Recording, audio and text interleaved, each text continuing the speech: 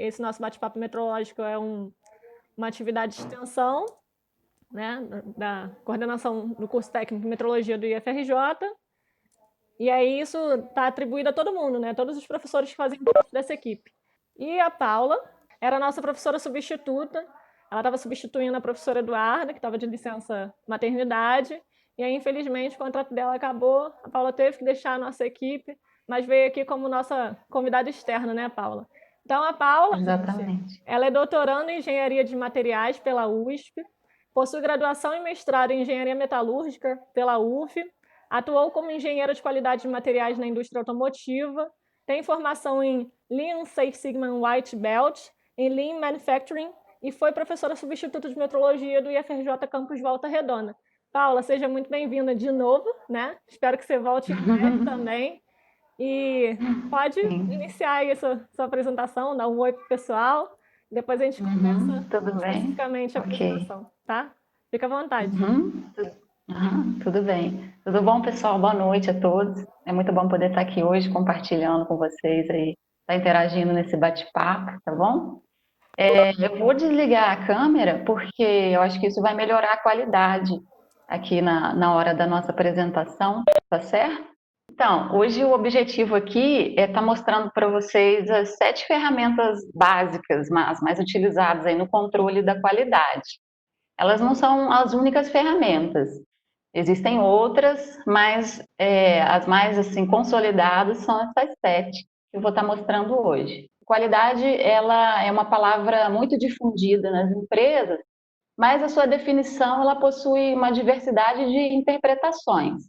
Por isso, foi sistematizado o conceito de que a qualidade ela tá dividida em 5 tipos de abordagem: a abordagem transcendental, a abordagem baseada na produção, a baseada no produto, a baseada no valor e a baseada no usuário. Então, eu vou falar um pouquinho sobre cada uma dessas abordagens. A primeira delas é a abordagem transcendental. Está relacionada aí, a qualidade ela não vai ser definida, ela não vai ser definida com precisão, ela vai ser uma característica que vai tornar o produto aceitável pela estética dele, pela beleza, pelo estilo do produto. Então, um exemplo nessa abordagem é uma peça de azulejo, que foi criada, por exemplo, com vários tipos de cores, com combinações de design, de maneira a estar atendendo aí uma certa região do país. Então, essa é a abordagem transcendental. Já na abordagem baseada na produção, a qualidade ela pode ser definida como a conformidade do produto às suas especificações. Então, nós podemos definir que ela é a ausência de deficiência. E um exemplo, para o caso de uma peça de azulejo, a peça ela passa por todas as etapas estabelecidas aí no processo, né? Que tem padrões definidos e que precisam ser cumpridos. Agora, em relação à abordagem baseada no produto, ela vai estar relacionada com as características adicionais que vão estar gerando valor para esse produto. Então, vai ser necessário um algo a mais no produto, uma característica assim, bem específica, que vai fazer você escolher um ao invés do outro. Em relação à abordagem baseada no valor, a qualidade está relacionada em termos de custo e de preço. Então, um produto ele vai ser de qualidade quando ele oferece um bom desempenho, né? Ou ele está conforme, né? O especificado e assim ele apresenta um preço que seja acessível para o consumidor. Já na abordagem baseada no usuário, procura-se desenvolver um produto de qualidade que vai satisfazer melhor as necessidades da maioria dos consumidores. Uma qualidade assim que é mais adequada ao seu uso. Então, além dessas abordagens que eu citei aqui, a qualidade ela pode ser fragmentada em 8 partes também, que se tornam as 8 dimensões da qualidade, que vai estar relacionado à performance do seu produto, do seu serviço. Então, pode também estar relacionada a outra dimensão, seria a característica do produto, a confiabilidade dele, a conformidade dele, a sua durabilidade, e também pode estar relacionada ao serviço, de forma a corresponder à expectativa do cliente, e também considerando estética, e também a outra dimensão, que é a última, que é a qualidade percebida. onde o cliente ele vai julgar a qualidade a partir de aspectos como a propaganda ou a marca do produto, somente para conhecimento aí eu acabei citando essas 8 dimensões da qualidade. O objetivo aqui é a gente estar estudando aí, tá analisando essas 7 ferramentas, tá? Então a Nilmara está disponibilizando uma enquete aí para vocês agora, para que vocês possam estar respondendo aí, se vocês já ouviram falar sobre alguma dessas ferramentas e quais delas que vocês conhecem, tá? Nós vamos falar aqui hoje da folha de verificação, do fluxograma, do diagrama de dispersão, do histograma, do diagrama de Pareto, do diagrama causa e efeito, que é o Ishikawa, e das cartas de controle. Essas são as 7 que nós vamos estar abordando aqui hoje. E conforme eu já tinha mencionado, essas ferramentas, elas são as básicas, mas a gente tem outras ferramentas que são complementares, como os 5 porquês, tem também a matriz Guth, que é a matriz de gravidade, de urgência, de tendência, tem o 5W2H, tem o PDCA, tem o sistema de Lean Six Sigma. Então, assim, tem uma diversidade de outras ferramentas. O fluxograma aí, de 17 pessoas, 9 responderam que conhece o fluxograma e também o diagrama de Pareto, que ficou meio que empatado. Então, acho que o maior aqui é o diagrama de causa e efeito. 11 pessoas já ouviram falar do diagrama de causa e efeito. Muito provável também, porque o pessoal assistiu a live, né? Os alunos assistindo a live no mês passado, que eu acabei falando do diagrama de causa e efeito, que é o Ishikawa. Eu cheguei até a dar um exemplo, né, de respiradores mecânicos, que a gente estava tratando bastante a respeito da pandemia. Como agora, aquela que as pessoas menos conhecem seria a folha de verificação, somente 3 pessoas. Ok, já dá para a gente ter uma ideia aqui, analisando a primeira ferramenta, que é a lista de verificação. Então, essa ferramenta ela é utilizada, está mostrando um checklist, né? Ela nada mais é do que um checklist daquilo que precisa ser feito para que um processo ele saia conforme foi planejado. Então, são tabelas ou planilhas que vão ser utilizadas para facilitar a coleta e análise de dados, tanto de um processo, né? Assim, de forma a estar garantindo que os passos ou os itens que estão pré-estabelecidos aí, eles foram cumpridos. Então, os itens são marcados a partir do momento que eles forem realizados ou avaliados, e tem a função de ser uma lembrança escrita, para que nenhum item a ser verificado de um processo, ele venha a ser esquecido ou deixado de lado. E esses dados levantados, eles poderão ser processados para servir de controle, ou também para um simples registro histórico. Então, o uso dessas folhas de verificação, ele acaba economizando tempo e eliminando aquele trabalho de você ter que ficar escrevendo números. E nesse exemplo abaixo, de lista de verificação, aqui nesse caso é para uma distribuição do processo de produção, acompanhando aqui a variação nas dimensões de um certo tipo de peça. Então, a especificação da fabricação dessa peça, ela foi definida aí em 8.3, mais ou menos 0,005. E cada vez que uma medição é feita, a gente vai marcar um xizinho aí colocando no local apropriado, de acordo com a medida, né? E, na verdade, isso daqui vai acabar gerando para a gente uma distribuição de frequência. Então, nesse caso aqui, é uma lista de verificação que a gente tirou do Ministério da Saúde, né, da Secretaria de Vigilância Sanitária, que, no caso aqui, eu dividi ela em 2 partes, aqui é a primeira parte. Nessa primeira parte, para ser preenchida com dados individuais do paciente, como o nome, a data de nascimento, o CPF. E já na segunda parte, a lista tem um campo de dados clínicos, epidemiológicos, e é possível também identificar os sintomas da doença, o início dos sintomas, aí se ele está o paciente está na condição de risco, qual o grupo de risco que pertence, e tem também o campo para classificação final, se foi confirmado ou não que o paciente está infectado. Essa lista aí vai permitir uma identificação, aí, um diagnóstico da realidade epidemiológica de uma determinada região. Então, ela é um instrumento aí auxiliar, de forma auxiliar no planejamento da saúde, para poder estar definindo aí as prioridades de intervenção que vão ser necessárias. Que, na verdade, isso daí é um checklist ou uma lista de verificação da Secretaria Municipal de Saúde de Volta Redonda, onde eles colocaram o slogan Volta Redonda contra o coronavírus, e o nome foi dado Lista da Prevenção. E tem uma enquete que já foi disponibilizada aí, para vocês responderem, com a seguinte pergunta: o que você está fazendo para poder se cuidar nesse período aí que a gente está vivendo? Então, vocês marcam aquelas medidas de prevenção que vocês estão praticando. Então, eu vou estar lendo aqui o primeiro item da lista que foi elaborada.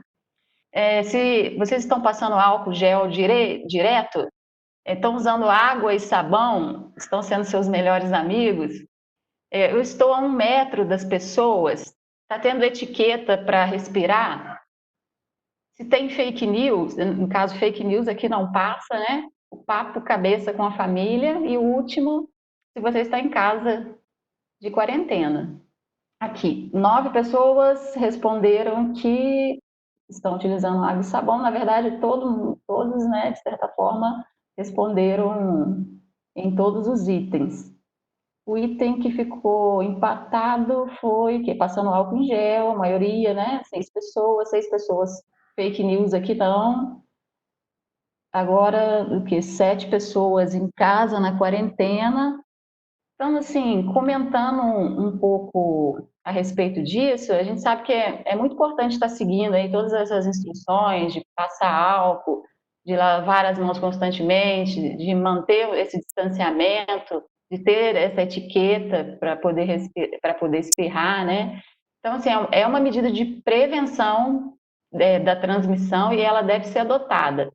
E uma informação curiosa que eu estava lendo é que, eu não sei se vocês têm conhecimento, mas com o objetivo de combater as fake news sobre a saúde especificamente, o Ministério da Saúde ele disponibilizou um número de WhatsApp para envio de mensagem da população para saber informações virais. Então, a gente envia mensagem e essa mensagem ela vai ser apurada pela área técnica lá da saúde e vai ser respondida oficialmente se elas são verdade ou mentira. Eu nem sei se a maioria das pessoas já tinha ouvido falar sobre isso. Até anotei o número aqui, depois eu posso colocar no chat. Então, qualquer pessoa pode estar enviando mensagem, ou com a imagem ou texto, né, que você tenha recebido nas redes sociais, para confirmar se a informação ela procede antes de você continuar compartilhando isso, tá certo? Achei bastante interessante compartilhar aqui com vocês. Bom, agora a outra ferramenta da qualidade, a segunda, né, que nós vamos ver aqui, é o fluxograma. Ele nada mais é do que uma representação gráfica que vai permitir a fácil visualização dos passos de um processo, porque ele acaba mostrando aí a sequência das etapas, das fases, das operações. E esse processo ele pode ser uma sequência de atividades que tem um determinado objetivo, ou ainda ele pode ser uma sequência lógica que tem que ser seguida para atingir um outro objetivo. Então, utilizando os gráficos, as formas geométricas aí padronizadas, interligados pelas linhas e pelas setas, não é? Eu acabo indicando o fluxo aí desse processo. Eu inseri aqui no slide à esquerda os principais símbolos com padrão, né? Símbolos padrões elaborados para fluxogramas. Então, a gente tem símbolo relacionado à operação, a movimento e transporte, ao ponto de decisão, à inspeção, relacionado ao documento impresso, relacionado à espera, à armazenagem, ao sentido do fluxo, à conexão, né? E também aos limites de início, de meio e de fim, tá certo? Geralmente, os fluxogramas eles acabam sendo utilizados em termos de respostas que sejam definitivas, ou sim ou não, ou aprovado e rejeitado, tá certo? E nesse exemplo aí do lado direito, eu tirei do plano de contingência no caso do enfrentamento da infecção pelo coronavírus. Isso daí estava no governo do estado do Piauí, nesse documento. Aqui nós temos um fluxograma, né, desse atendimento de casos suspeitos da Covid-19 em uma unidade básica de saúde. Então, como é que a gente analisaria aqui? O fluxo, ele tem início na unidade básica de saúde. Esse símbolo aí, ele indica início, meio ou fim.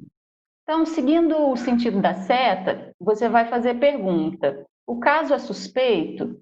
Aqui eu tenho um ponto de decisão. Esse símbolo representa um ponto de decisão. Ou sim ou não. Caso ele não seja suspeito, você finaliza aqui. Então, esse símbolo de não suspeito indica que é o fim, né?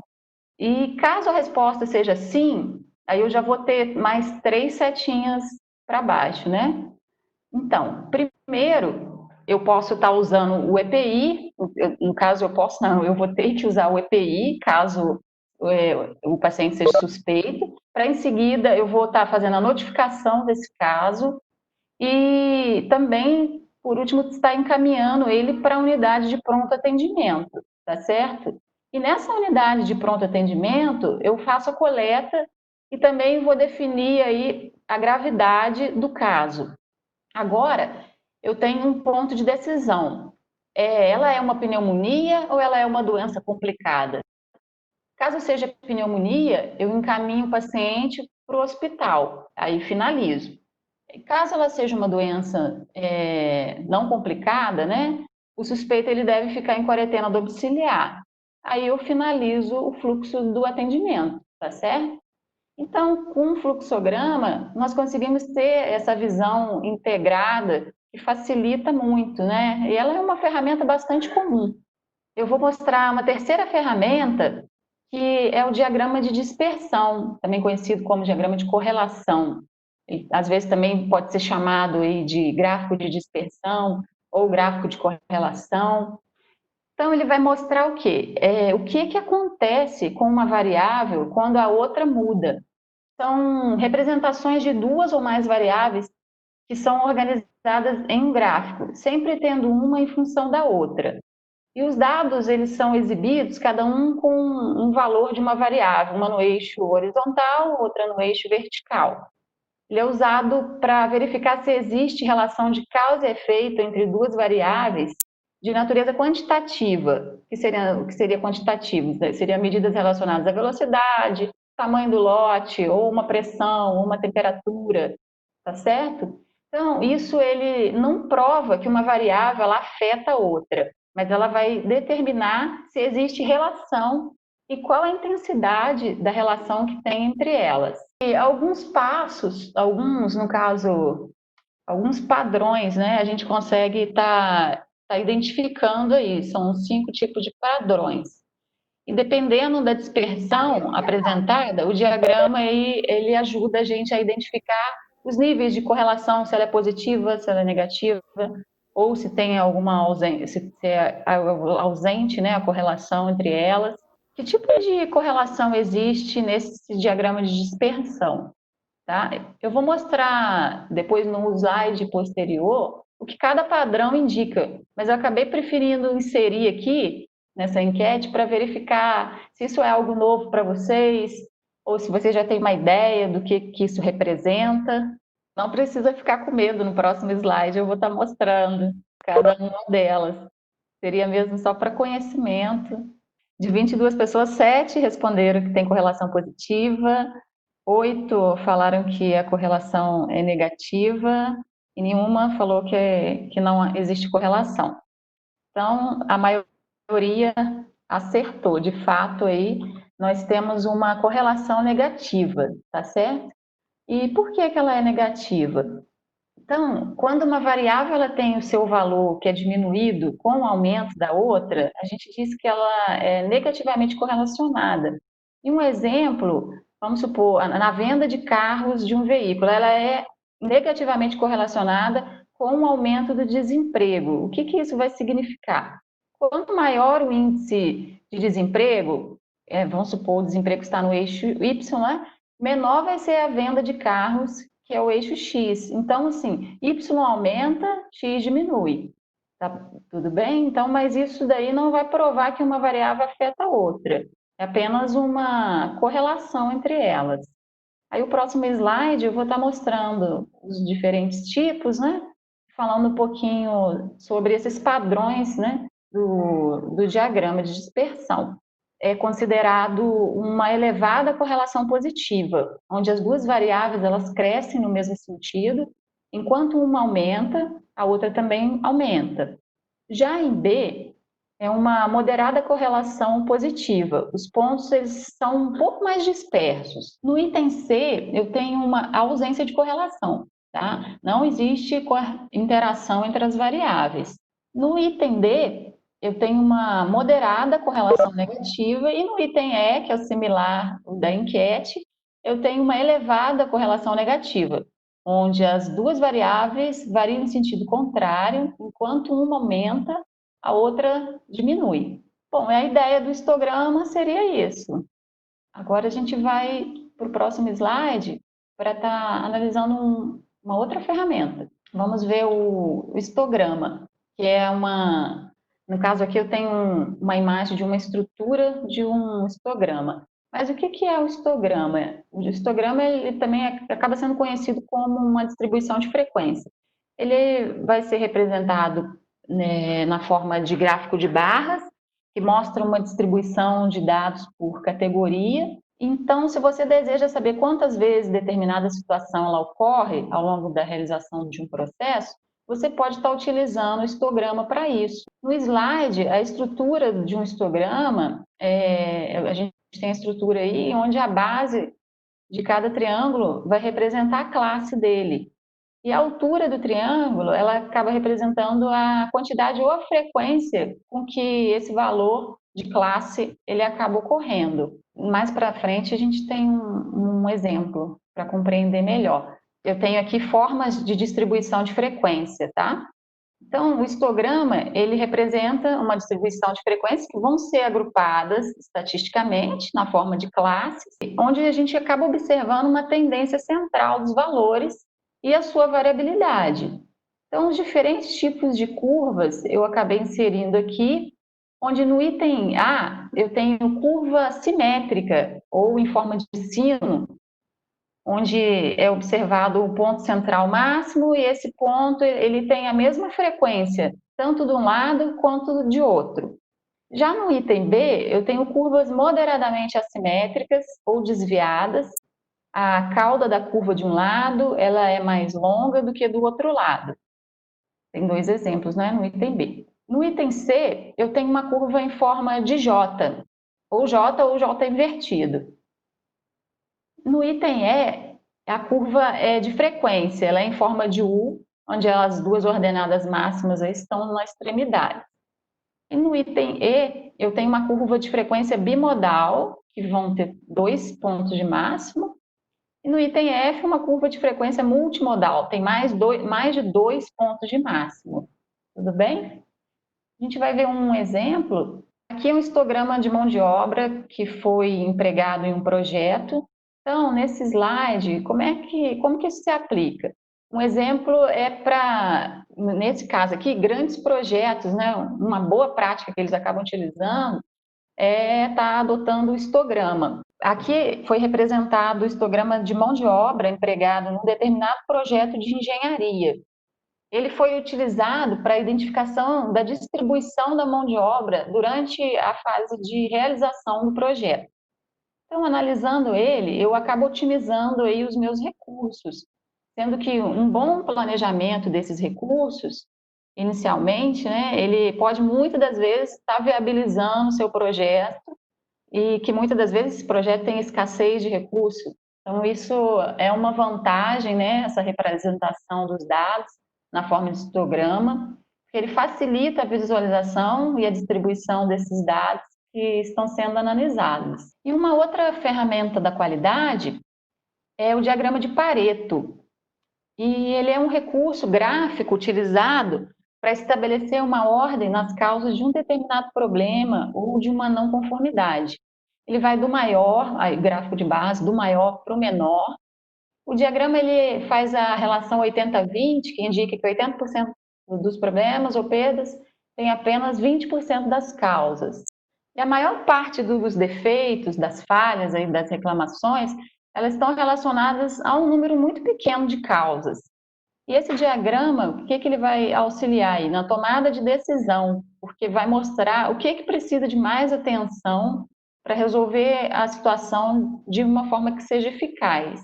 E para a produção desse diagrama é utilizado um gráfico, né, no caso o de barras associado com um gráfico de linhas, que eu tenho aí o gráfico de linha na cor laranja. E ele é construído a partir da coleta de dados que veio lá de uma folha de verificação. Esse gráfico, ele é um exemplo de causas de falhas em rolamento. E as barras vão representar, essas barrinhas azuis, vão representar o número de ocorrências relacionado a cada uma das falhas. Então, eu tenho falha relacionada desde a falta de lubrificação, ou lubrificante em excesso, até a oxidação da peça, a contaminação por óleo, falha operacional. E o que a lei de Pareto ela vai afirmar? Que poucas causas normalmente produzem a maioria dos problemas, ou seja, a maioria dos defeitos. Analisando aqui, onde está essa setinha verde que eu coloquei no gráfico, essa setinha verde em cima da linha laranja, eu tenho 82% de defeitos que estão relacionados a 4 tipos de causa apenas. Então, 82% estaria relacionado à falta de lubrificação, a lubrificante em excesso, a sujeira excessiva e a lubrificante incorreto. Então, se eu trabalho resolvendo essas quatro primeiras causas, eu acabo eliminando 82% dos problemas e, com isso, eu trabalho de uma forma bem efetiva.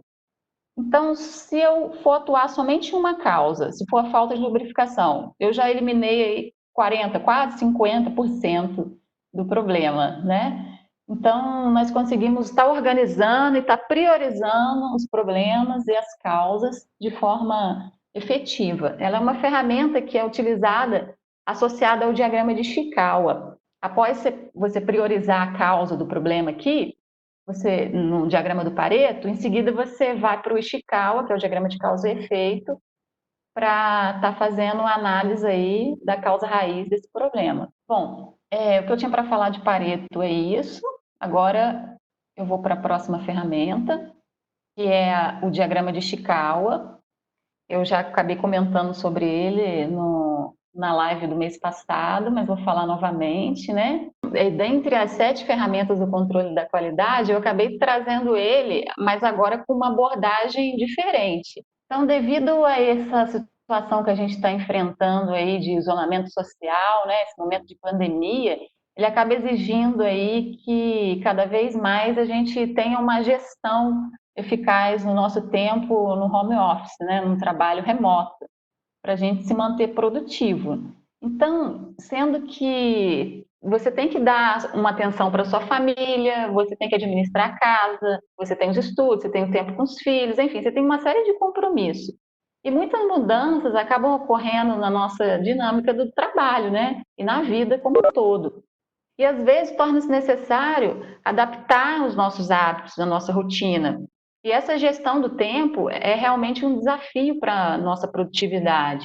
Com esse objetivo, o problema que eu trouxe aqui hoje, que vai ser analisado, é a falha na administração do tempo. Agora, falando um pouco sobre o diagrama de Ishikawa, o que é o diagrama, não é? A gente também pode estar chamando ele de diagrama de espinha de peixe, ou diagrama causa e efeito, ou o método dos 6 M's. Ele vai nos auxiliar a identificar a causa raiz de um problema. Então, analisando os diferentes fatores que envolvem o processo, e essa espinha do diagrama, ela, na verdade, é o esqueleto do nosso diagrama, né? E o objetivo dela, da ferramenta, é estar identificando a causa raiz da falha. E como que a gente vai estar realizando isso? Através de um brainstorm, que é uma tempestade de ideias, onde nós vamos estar levantando as possíveis causas para preencher o diagrama. A ideia aqui é sugerir o máximo de causas que vão fazer sentido com o seu problema. Então, do lado esquerdo do diagrama, eu vou inserir as possíveis causas, e à direita eu tenho o meu problema, que é o meu efeito. Por isso, diagrama causa e efeito. Onde são analisados 6 aspectos, que são as espinhas, né, do diagrama, que são 6 M's, relacionado a pessoas, método, medida, máquina, ambiente e materiais. E considerando o problema sendo a falha na administração do tempo, agora eu tenho que levantar as causas potenciais de cada M. Então, analisando o M pessoa, quais causas estariam relacionadas diretamente com vocês? Então, assim, respondendo aqui, já está tudo preenchido, né? As possíveis causas seriam o quê? Pode ser a procrastinação, você está adiando sempre as suas tarefas, né? Também pode ser a preguiça de fazer as atividades que você precisa, ou também a distração. Nesse momento é muito fácil a gente se distrair estando em casa, né? Com várias outras coisas que vão tirar a nossa atenção. Agora, analisando o M método, ele está relacionado a causas que vão envolver o procedimento, uma instrução, a forma de desenvolver determinado trabalho. As possíveis causas, no caso da falha de administração do tempo, seria planejamento. Será que você tem feito um bom planejamento do seu dia? Ou também pode estar relacionado à disciplina, ou pode ser priorização. Será que você está priorizando as tarefas que você precisa fazer? Agora, partindo para o próximo M, considerando medida, está relacionado ao acompanhamento, se está sendo realizado e se ocorre na frequência necessária. Então, eu listei aqui como possíveis causas, indicadores, metas, né? Será que você tem metas estabelecidas? Será que todos têm metas mensais, metas anuais? Isso auxilia no foco, né, das nossas atividades. Analisando o outro M, máquinas, são causas que envolvem equipamentos utilizados. Quais seriam possíveis causas aqui? Foi levantado o quê? Fones de ouvido? Será que se você não tem fone, isso está te prejudicando no seu desempenho? Porque tem pessoas que gostam de trabalhar ouvindo música, por exemplo, né? Ou será que é por conta do notebook? Será que seu notebook está lento? Ou será que você não tem nenhum notebook para poder estar trabalhando? Então, são vários fatores aí a ser considerado.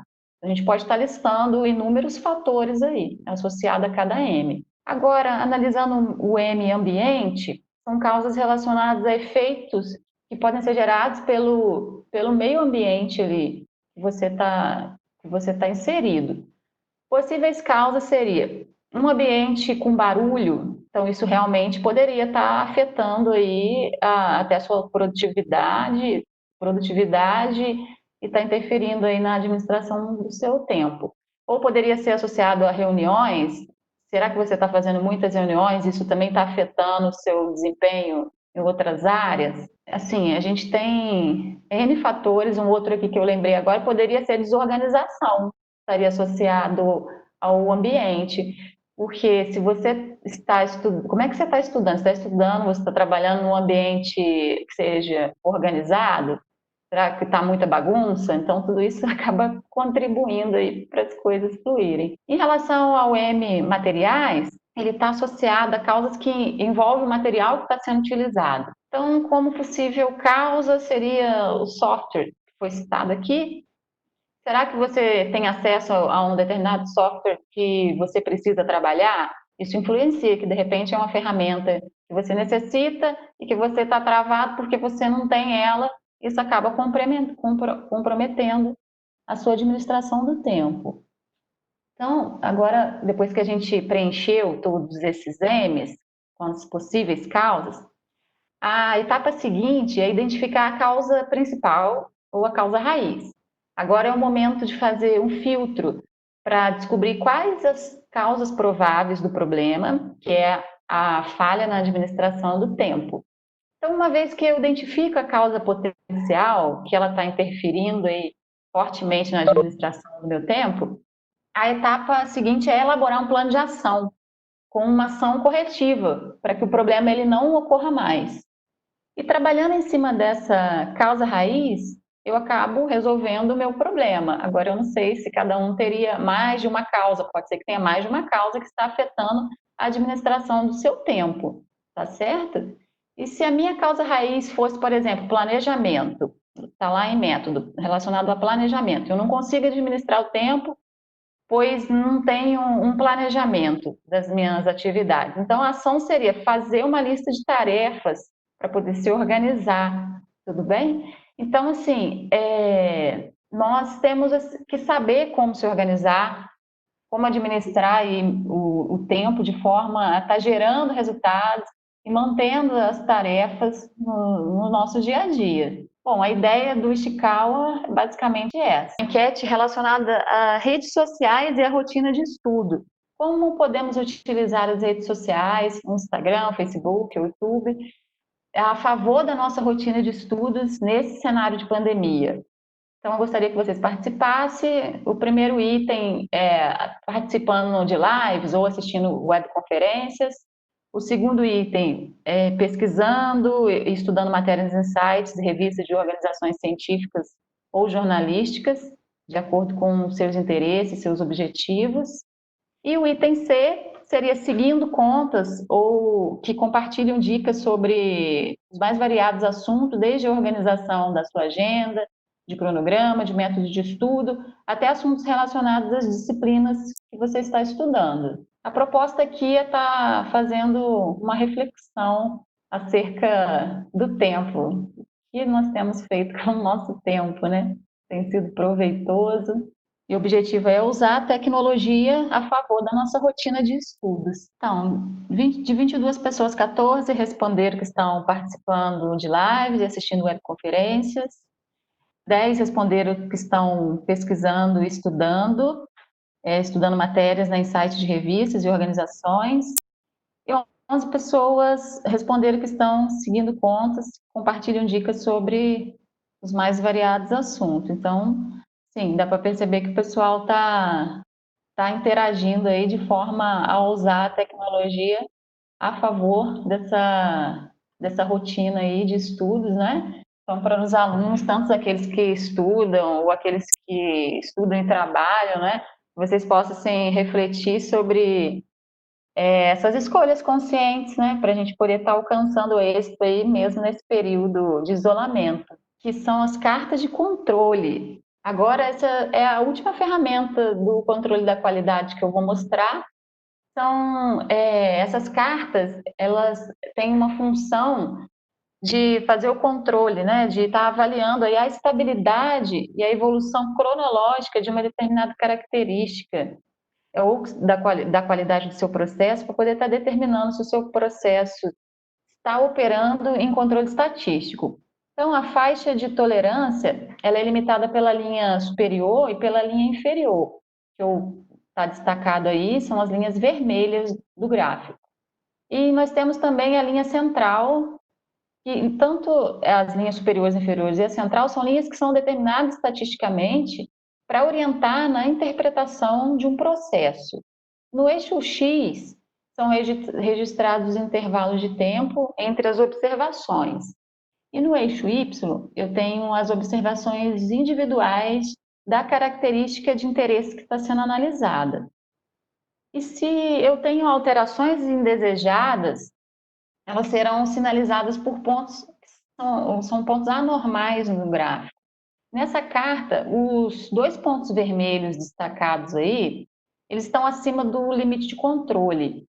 Então, assim, em geral, né, adota-se como sinal de ação, ou seja, é o momento da gente estar intervindo no processo a existência de um ou mais pontos que estejam fora dos limites de controle.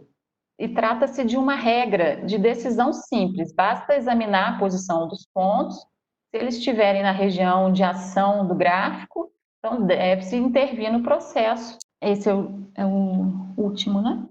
Ok. Já nessa carta aqui de controle, nenhum ponto atinge exatamente a linha do limite de controle.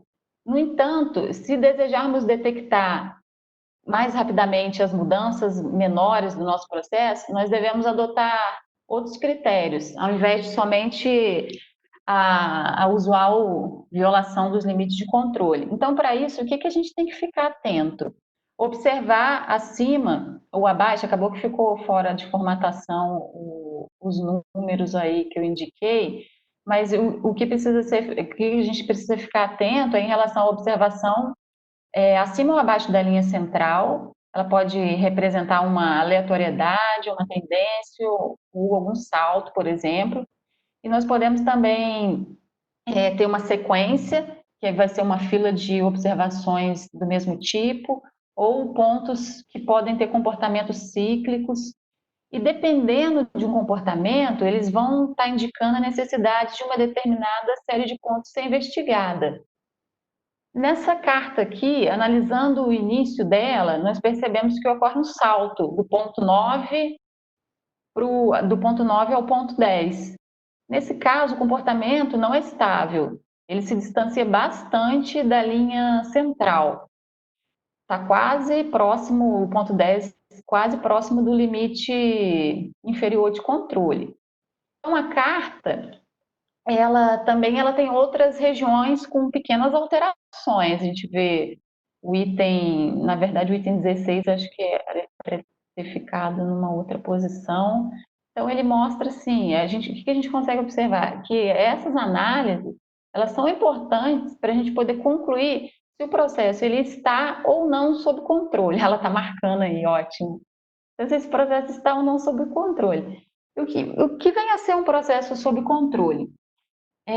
Um processo sob controle, os valores dele, da característica de interesse, eles acabam se distribuindo de uma maneira totalmente aleatória em torno do valor-alvo, caracterizando um processo estável. Então, isso acontece quando as observações variam em torno de uma linha média. Não é esse caso aqui, tá?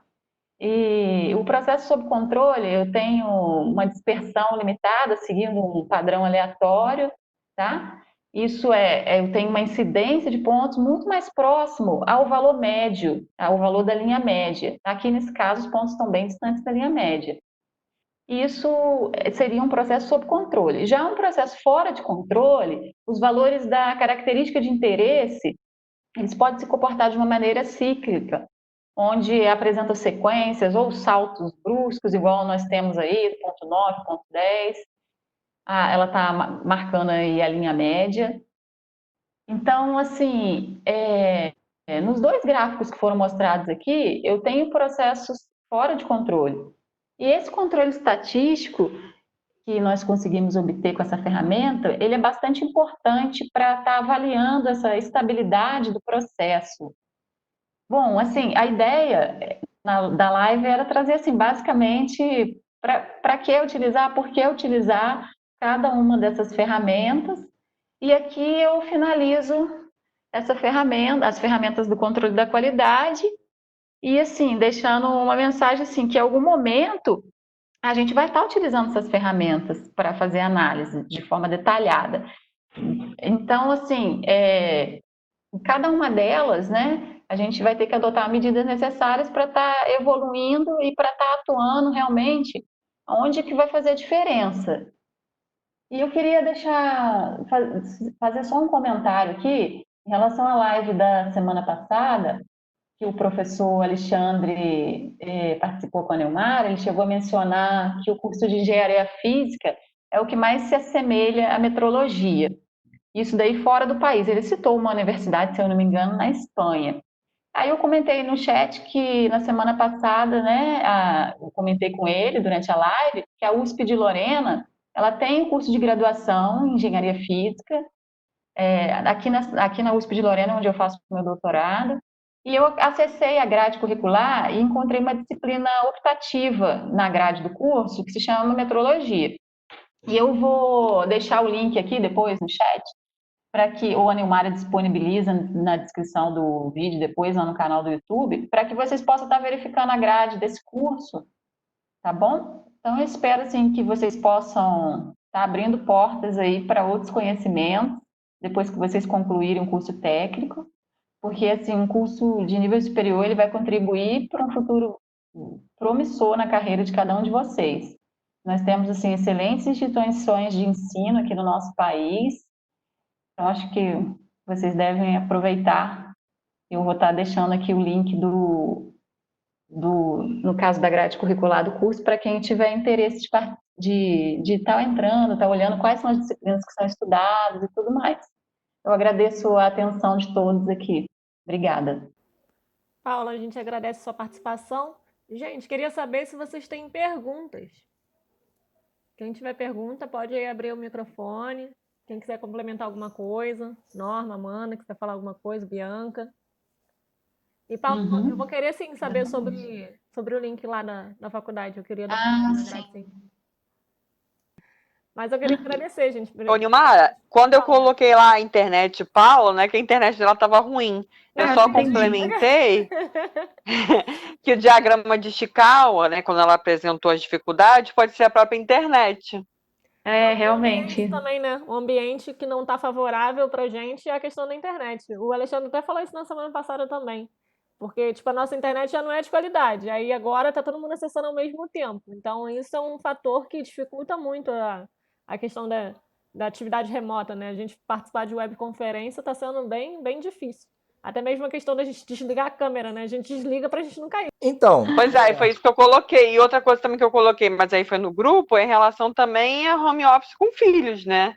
É bem Justamente. difícil. É, a, a Também Paula, tem a isso Paula chegou também. a pensar em a gente fazer a pesquisa de novo, né, sobre as causas para colocar ali no diagrama de causa e efeito. Aí eu falei que na live que você fez, você acabou levantando, né? Você fez também, para não ficar repetitivo, a gente acabou não repetindo. Mas um dos tópicos era isso, né? Uma das dificuldades do trabalho em home office é trabalhar com criança em casa. cara, teve uma hora lá que a Paula chegou a falar sobre qualidade. E a qualidade, mas qualidade é uma coisa bem engraçada, porque o conceito, cada um tem o seu, né? E atualmente a gente tá em Uhum. obra lá na nossa casa e, cara, como é difícil. Porque o que é qualidade para mim é totalmente diferente do que é a qualidade para Nilmar. E diante disso, como proceder, tá entendendo? Porque, tipo, para Nilmara o barato tá ótimo. Tem que ser funcional. E para mim tem que ser bonito. E Aí você vai querer um porcelanato. é tipo assim, você tá Mentira! entendendo? É Quem tipo quis assim. porcelanato fui eu. E é muito complicado, sabe? Cada um tem o seu gosto, cada um tem sua maneira de pensar, e quando a gente fala de qualidade, quer queira, quer não, olhando pro ponto de vista do outro, é muito difícil você tentar desenvolver qualquer tipo de sentimento de empatia. E isso dá muita briga, gente. Pode ter Mas isso, certeza. assim, ele trouxe um exemplo de casa, né? Mas isso acontece nas empresas também. Claro. A gente precisa ter muita Uh-uh, visão do que o gestor, o que o gerente que está ali uh-uh. ordenando aquele projeto, aquele processo, o que ele espera da qualidade. Porque se ele não deixa isso claro, aí as pessoas podem entender formas diferentes, levantar indicadores diferentes, pensar num perfil diferente de qualidade, quando na realidade o cara não queria nada daquilo, né? Então, esse processo todo das 7 ferramentas, elas precisam estar elencadas e trabalhar sempre em conjunto. Um brainstorm é sempre muito bem-vindo, levantar quais são os indicadores, para poder ter uma lista de verificação com base no que a gente espera. Estou falando em relação à empresa, o outro está aqui falando em relação à casa ainda, né? Em relação ao que se espera, para poder se ter esses dados, Faz. até mesmo a própria carta de controle, ela é feita com base num estudo que tem prévio, né? Então, aqueles limites ali superiores e inferiores de especificação e de controle, a gente precisa ter um produto que seja um produto modelo ali para poder conhecer aquele processo, para depois você fazer o estudo da estabilidade.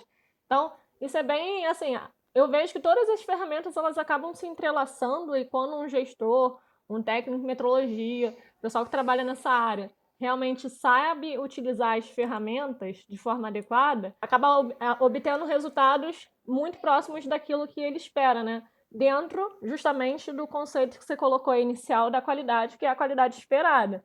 Então, se eu tenho uma qualidade voltada só para o valor, o que vai ser uma coisa que eu vou precisar fazer? Vou ter que ter um indicador para saber qual é o custo, quanto está associado, para saber se eu vou atingir realmente aquele valor que eu espero. Se eu tenho uma qualidade associada à questão da percepção, eu tenho que ter bem definido quais são os critérios de percepção para poder realmente controlar. Vai ser relacionado à tonalidade, à cor.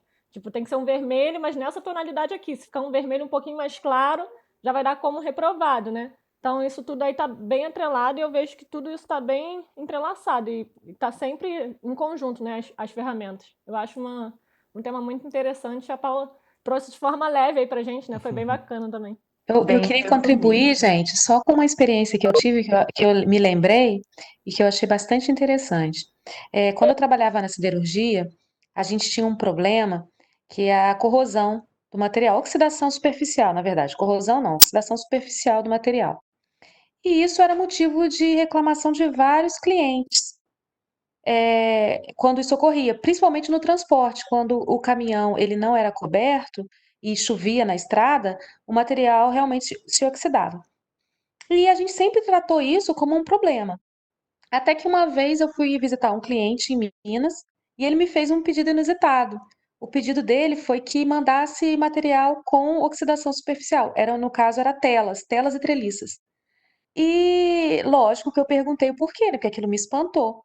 E ele explicou que para o processo dele, a aderência do concreto na tela e na treliça oxidada era muito melhor.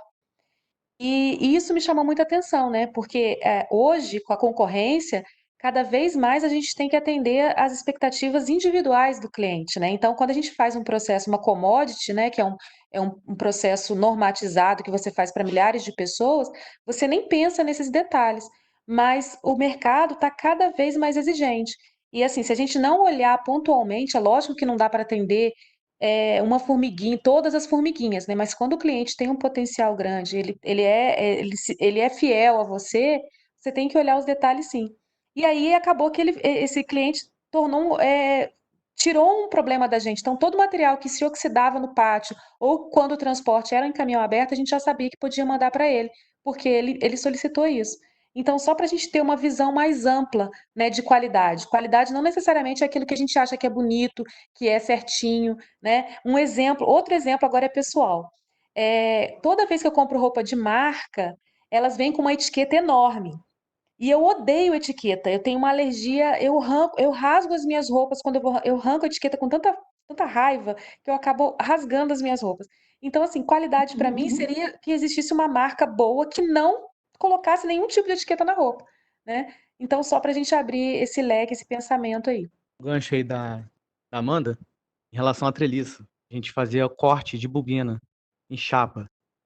E muitos clientes reclamavam também da mesma situação, oxidação. E teve um cliente nosso que falou, quanto mais oxidado para ele, melhor. Por quê? A gente até começou a colocar o material dele fora do galpão, porque ele passava por uma linha de decapagem.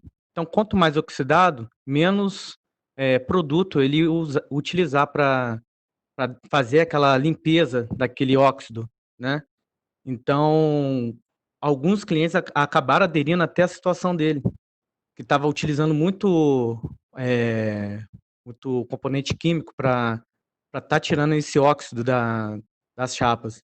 Então, às vezes, não é o bonito, tá chegando bonito para o cliente, que vai ser a qualidade, e sim a eficiência, a eficaz, né, do serviço. Obrigada, gente. Justamente. É isso mesmo. O João falou que para o chefe dele, qualidade é rapidez. Eu vi também. Paula, tem uma pergunta aí para você também, né? Na verdade, um comentário. A Vitória falou que ainda não entendeu o que seria a linha característica na carta de controle. Você poderia explicar novamente, por gentileza, o que é? A linha característica na carta de controle. São os limites? Será que ela está querendo saber? Limites superiores e inferiores? A linha central. A linha central está relacionada à média daquilo que está sendo analisado. Então, quanto mais próximo estiverem os pontos daquela linha central, você tem menos desvios no seu processo. Eu acabei não inserindo nenhum exemplo desse nos gráficos. Os dois gráficos que eu mostrei, os pontos estavam bem dispersos das linhas centrais. Então, quanto mais perto da média, a variabilidade, no caso, seria inferior aí. Eu teria um processo sob controle.